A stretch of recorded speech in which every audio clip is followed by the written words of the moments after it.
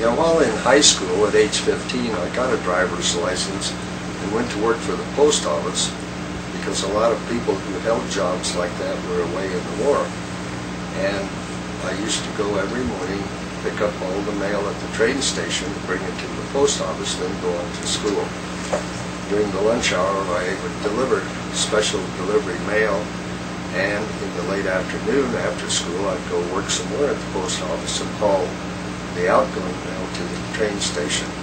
In addition, we used one of the hook bags that we would put down by the bridge over the Narrows and hang it waiting for a train to go by that would grab it with a hook. And on a rare occasion, the hook would miss and the bag would hit the side of the railroad track and we'd have to retrieve it and take it back to the post office. Do you remember ever hauling the payroll? Oh, yes. Yes, when the payroll for George Air Base came in, it had to be something in the million or more, quite a substantial amount of money. We'd go down to the train station, and instead of backing up to the regular storage sheds they had, we would back up in the street right to the railroad. The car of the train would stop right in the middle so that it was middle of the street.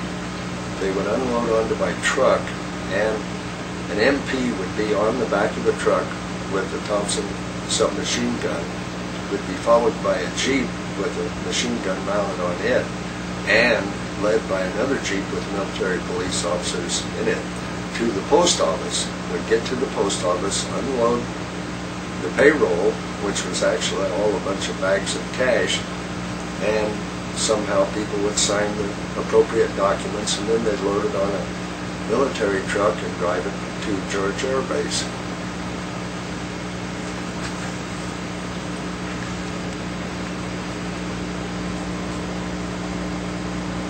Okay. One thing that happened during the war while I was in high school is that some of our instructors, male instructors, were off in the military, and so substitute teachers came and took their place. This impacted a little bit on the education, but we still managed to get through it.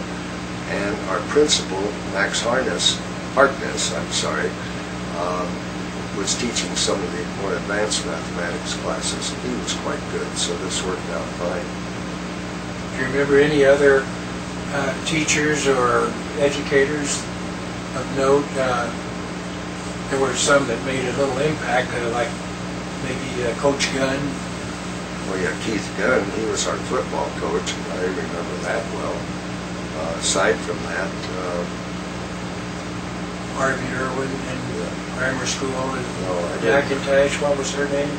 The principal at the grammar school? Marjorie McIntosh. Marjorie McIntosh was the principal. Of our grammar school. Yeah, and then she was probably principal the whole time you were at grammar school. She was, yes. You went through the 8th grade. Yes. Yeah, our grammar school went on to 8th grade. High school was 4 years, beginning with the freshman year.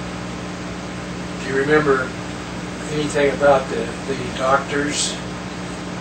Yes, we had only 2 doctors that I can recall, Philip Waller and Dr. Newman. And that was it for the entire community. How about the highway patrol or sheriff? Oh, yes. Yes, we had the sheriff, Jack Brown, for a while, and then after that, Zeke Eblin. Zeke was quite an imposing figure. He stood about 6'7" or 6'8", maybe 285 pounds, so he was very impressive. Highway patrolman Buzz Banks and Hayes Hickey are the ones that I remember well. Was there any other deputy sheriffs? Oh, there was one, Carl McNew, who looked like an old-time cowboy, a character from a cowboy movie or something like that, with his gun slung low on the hip, and he happened to be one of the most accurate pistol shots in the entire San Bernardino County Sheriff's Department. He was always winning the contest. How about what time did you go down to haul the mail in the mornings? Well, I'd get up at 5 o'clock, so I'd probably be at the train station at 5:15 or 5:30. Did you ever go by the bakery? Or? Oh, yes. Used to go to Zanetti's Bakery, come in the back and Tony Zanetti would feed us some nice warm donuts or something like that before we'd go over and unload on the man. Do you remember a guy that did shoe repair at Kallenberger? Oh yes. Yeah. Yeah, Mr. Kallenberger, I remember him. Yeah, there's a story about him where he went to Dr. Orr. This was later in the 40s, and Dr. Orr, told him to go home and take this medicine. If that didn't work, come back. So Orr brought some shoes in to Kallenberger, and he went to pick them up, and he had heels put on them, and they were put on the toe instead of the heel. And Dr. Orr asked him, what's this all about? And he said, well, take those home and try them, and if they don't work, then bring them back and we'll try something else. And I've heard that Dr. Orr still has those shoes. It's a Momentum. Oh, that makes sense. Yeah, that's a good one.